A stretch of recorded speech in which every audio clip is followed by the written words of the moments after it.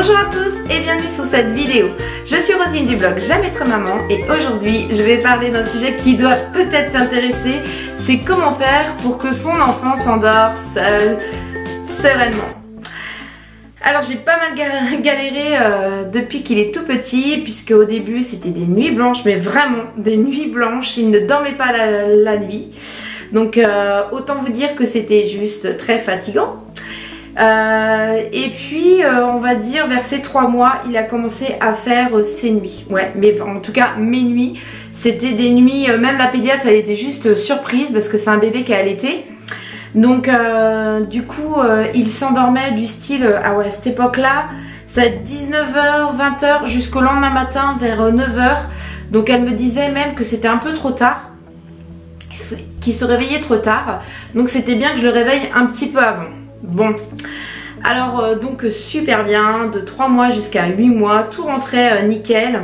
Bon, par contre le soir il fallait pas faire trop de bruit parce que c'était un bébé qui était quand même très perturbé par ça. Il se réveillait facilement s'il y avait du bruit dans la maison.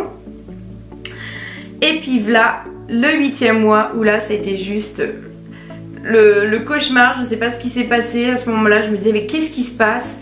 Il ne voulait plus du tout s'endormir. On essayait de l'endormir plus tard, mais ça marchait pas non plus. Plus tôt, ça marchait pas. Enfin, c'était la cata. Dès que je le posais, parce qu'à cette période-là, je l'avais mis dans sa chambre. Et puis, croyant bien faire, je ne connaissais pas tout ce que je connais maintenant, en tout cas aujourd'hui. Et donc, je l'avais mis dans son lit. Il pleurait, il voulait rien savoir. Et là, ça a été le drame.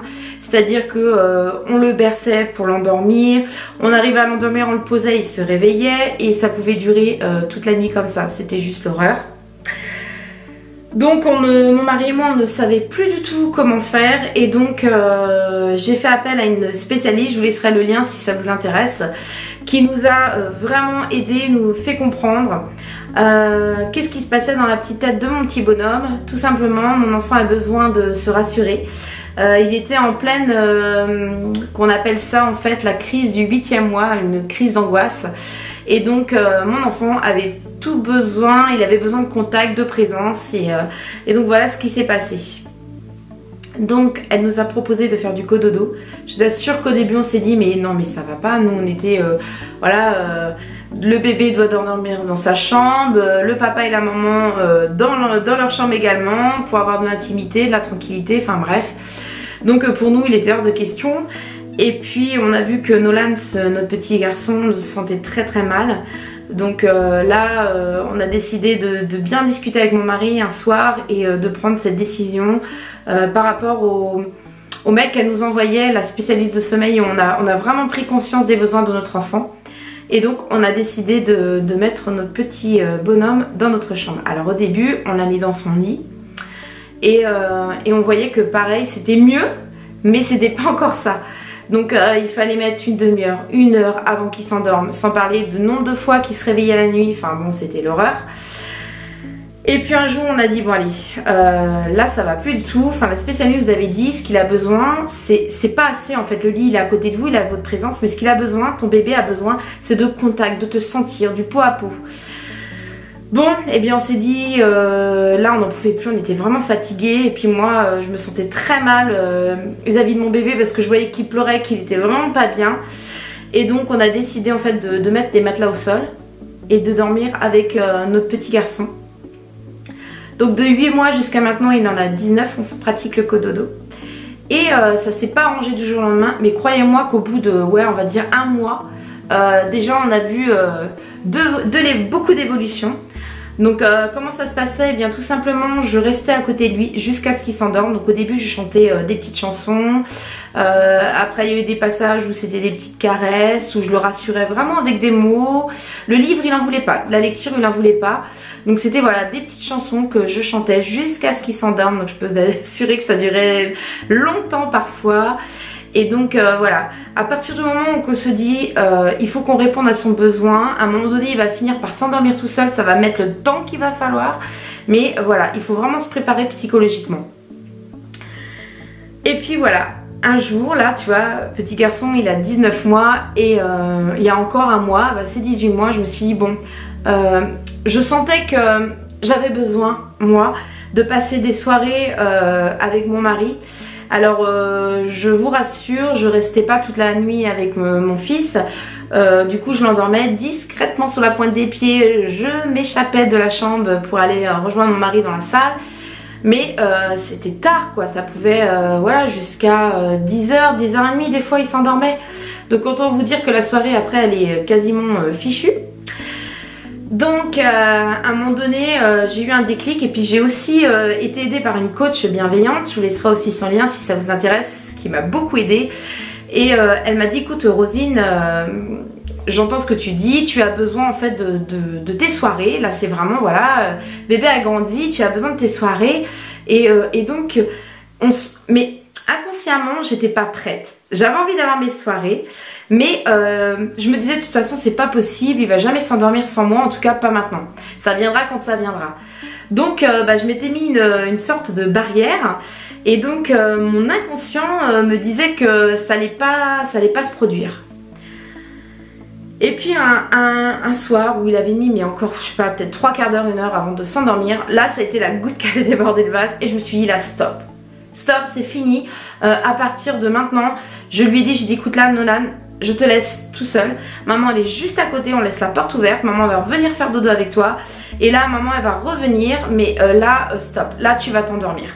Là parce que là j'en pouvais plus. Clairement c'était ça, j'étais à bout. Donc je me suis levée, j'ai laissé la porte de la chambre ouverte et je peux vous assurer qu'il a pleuré. Donc alors que moi je ne suis pas pour les pleurs, mais là il fallait que mon mari était là, il voulait y aller et je lui dis non laisse-le, il faut qu'il s'endorme tout seul. Voilà. Alors c'était une très mauvaise réaction de ma part.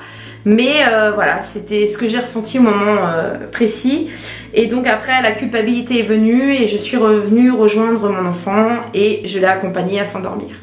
Un peu plus tard, on a rediscuté avec mon mari un petit peu de cette soirée et comment éventuellement améliorer ça pour que moi je me sente bien, bébé et mon mari, que tout le monde se sente bien.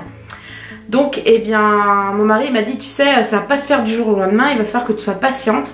Donc, c'est bien, tu as pris cette décision, on est là tous les deux, on va soutenir. Et puis, notre objectif de parents aussi, c'est que notre enfant, aider notre enfant à réussir à s'endormir tout seul. Mais ça va mettre le temps qu'il va falloir, voilà. Donc, petit à petit, tous les soirs, hop, je sortais de la chambre, je lui expliquais bien comme il faut ce qui allait se passer, la routine, ce qui allait se passer après. Je m'échappais, il pleurait, je revenais, je l'accompagnais. Et puis un soir, au bout de une semaine à peu près, une bonne semaine, je me suis levée, il a pleuré le temps que j'aille jusque dans la cuisine. Et là, plus rien. Waouh! Pour moi, c'était vraiment incroyable parce que... comment vous dire, le secret c'est que j'étais déterminée. Je m'étais dit de toute façon il va réussir, voilà, il a appris à marcher tout seul, il a appris à manger tout seul, et ben il va apprendre à s'endormir tout seul. Je l'accompagne, je le dirige, je lui explique comment ça se passe et moi je suis là juste pour l'accompagner. Le but c'est pas de le laisser pleurer, de le laisser tout seul dans son coin, mais c'est de l'accompagner, de lui expliquer et d'être présent pour lui. Et ça quand t'as compris ça, eh ben, je peux t'assurer que ça résout beaucoup de choses. Alors moi, auparavant, j'aurais vu ce genre de vidéo, j'aurais dit ouais, attends, fastoche quoi, juste parce que tu as pensé ça, je te jure que ça marche. Si toi, tu es déterminé, tu es sûr de toi, ça va fonctionner. Mais ça, c'est clair. Et donc voilà, maintenant ça fait... alors, je te dis pas qu'il y a eu des fois où, hyper frustré, où il y a un soir, il voulait pas s'endormir tout seul, il se mettait à pleurer. Où il fallait que je recommence alors que 2, 3, 4 jours auparavant, ça se passait nickel. Mais avec mon mari on s'est dit mais c'est pas grave, tu vois, t'as vu toute l'évolution. Alors au début j'étais frustrée, un peu énervée, en colère, j'ai dit mince, mes soirées ça va recommencer. Et puis mon mari il me dit mais non t'inquiète pas, il dit tu vois déjà tu as vu la grande évolution, c'est incroyable, il s'est endormi pendant 3-4 jours tout seul, ne perds pas patience et puis crois en lui et tout va bien se passer. Effectivement le lendemain il s'est rendormi tout seul. Je ne sais pas pourquoi, ce soir-là, il avait besoin de moi. Peut-être que j'avais pas passé assez de temps avec lui. Pourtant, je suis là toute la journée, je sais pas. Mais c'était son besoin, il avait besoin de plus de câlins. Donc voilà, ce que je voulais partager avec toi dans cette formation, c'est de vraiment... donc déjà d'instaurer un rituel. Si jamais tu veux changer justement tout ça, n'hésite pas à casser ton rituel. Peut-être que comme moi, si tu allaites, et ben tu lui donnes la tétée ailleurs que l'endroit où tu faisais, vraiment, tu sais, pour faire une coupure, un changement. Si tu lui donnes le biberon, et ben si tu le donnais, je sais pas, dans la salle, et ben t'essayes de le donner dans la chambre, au calme. Ou alors, vraiment casser un petit truc dans la soirée de ta routine pour vraiment, voilà, à partir de maintenant, et ben ça va changer. Je vais t'aider, je vais t'accompagner pour que tu t'endormes seule. Ça va prendre le temps que ça va prendre, je serai là, mais voilà, tu seras déterminée. Et ça, c'est la règle d'or. Donc voilà, je voulais partager ça avec toi. Donc oui, il fait toujours du cododo avec nous parce que nous, ça nous convient parfaitement. Et d'ailleurs, je te ferai une vidéo sur le cododo si ça t'intéresse. Et voilà, pour nous, le jour où il se sentira qu'il aura envie d'indépendance, de dormir dans sa petite chambre, ou peut-être que ce sera nous qui aura un besoin de se retrouver à deux. On va voir comment ça va se passer. Eh bien, on répondra aux besoins de tout le monde. Voilà, je te dis à très bientôt.